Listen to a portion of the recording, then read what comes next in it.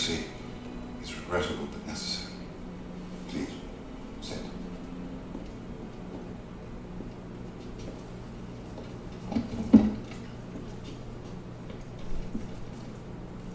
When we were young men and we sought injustice, we fought it. Now we know that some problems cannot be solved with a sword. And some can't be settled without one. Here is the problem at hand. The Jesuits oppose Louis' wars and the starvation it results.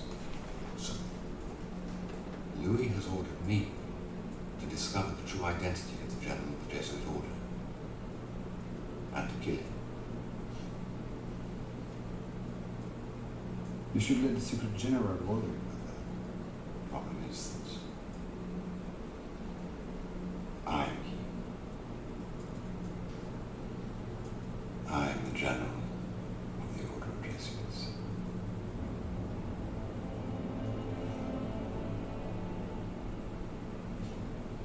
What do you propose to do? Replace the king. I cannot listen to this. It can't be done. It can. I know the way. I am with you. Father, No. I need you. All for one for all. You cannot ask me to betray my king. I have sworn an oath. When a king is dishonorable, you are removed from your oath of honor. An oath is an oath precisely because it cannot be removed. Why do you follow him, D'Artagnan? Why? What we fought for is greater than king or rank or reward. What do you fight for now? I fight for the belief that every man can be better. Even Louis. Whatever the plan, I am with you. The next time we meet, one of us will die. Wait. D'Artagnan. Even were I not a priest, I could see that your heart carries a secret weight. And that it is hurting you to bear it alone. I cannot betray. Okay. I will defend him with my life. I'll go with you. But none of us will.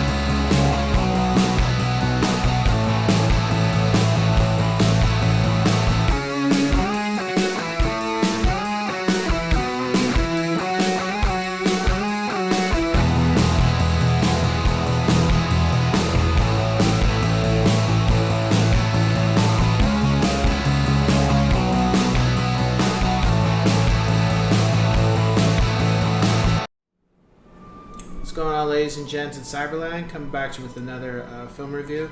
This time we're delving into the, I guess you can say the renaissance of filmmaking, or, well, the time period, the Renaissance. So.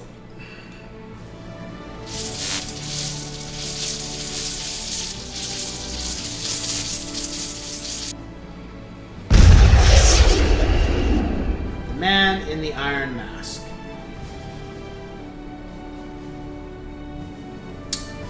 I believe I was with a group of friends, I think, when I saw this.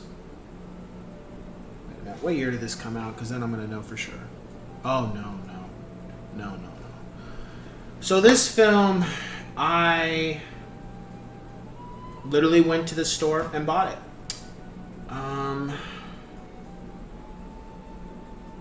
What had happened was I had seen scenes from it, and I was a huge Musketeer fan from the reading the book.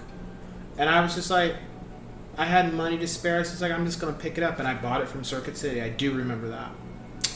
And I watched it, and I thoroughly enjoyed it. I had never, at that point, I hadn't read The Man in the Iron Mask until once I got to high school. But it was really good. Leonardo DiCaprio, I think, was the young one, the young actor on board when it came to this, because you had John Malkovich, Jeremy Irons, Gabby O'Brien, and Gerard Depardieu. I think he's a well-known French actor. But and then Hugh Lance, I recognize him, and Peter Sarsgaard. I've seen him in other works too later in my life. And even though Leonardo DiCaprio was the front person of the film, the other actors were really the shining moment of the film. I think Leonardo did a good job, but he was young and he hadn't had a lot of stuff under his belt at the time, but he did a damn good job with what he was working with. The film definitely deviated a lot from the book, and I felt that there was a good reason for that, because when you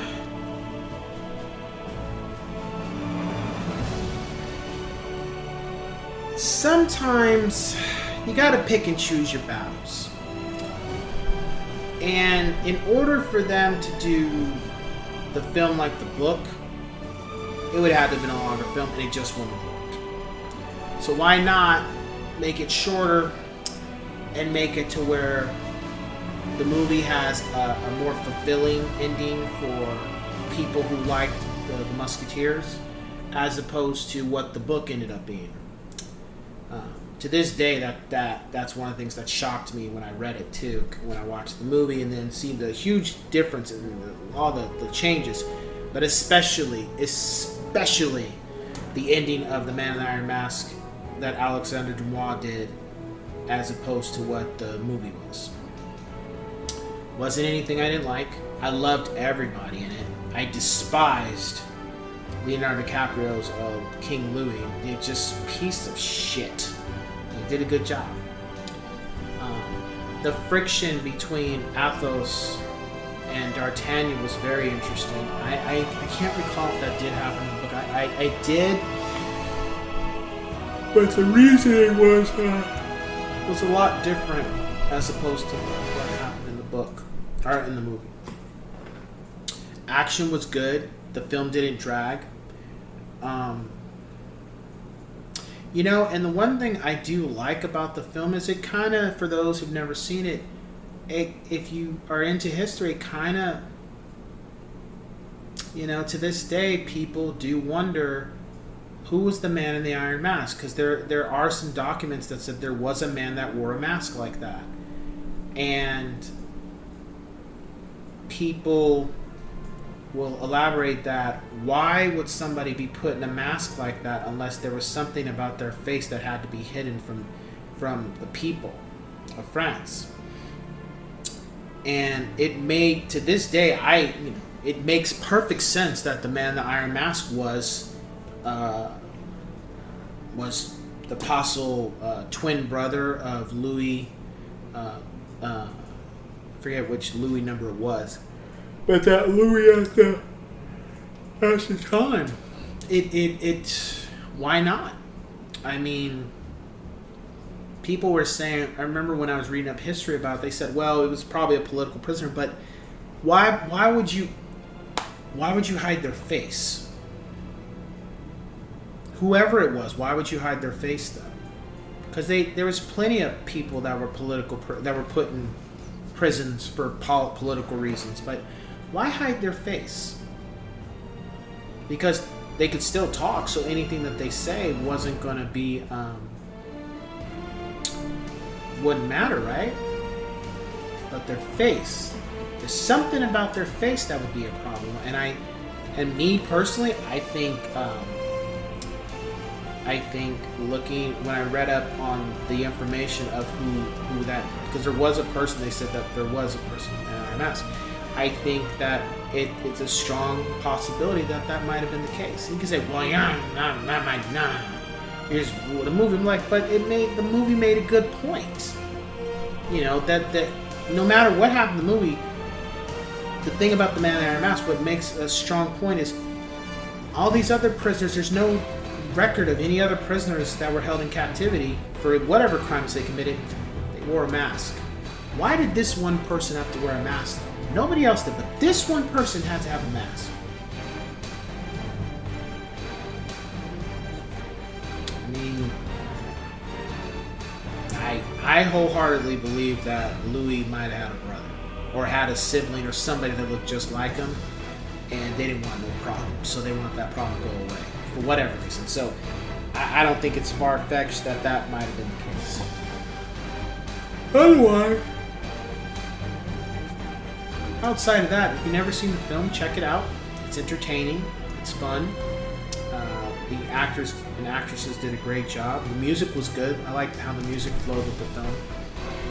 And I thoroughly enjoyed it. My rating for it is an 8 out of 10 yes sirs. I think the only thing that could have made the film better was having more action. Just more action scenes. I felt probably another 15 minutes of action scenes probably would have definitely helped me give it a high rating. But otherwise, I love it. It's not my favorite film, but it's a film I can watch from time to time and just get a kick. Matter of fact, I might think about watching that film again because I just really enjoyed it. So, yeah. With that being said, I will catch you guys on the next one. Take care.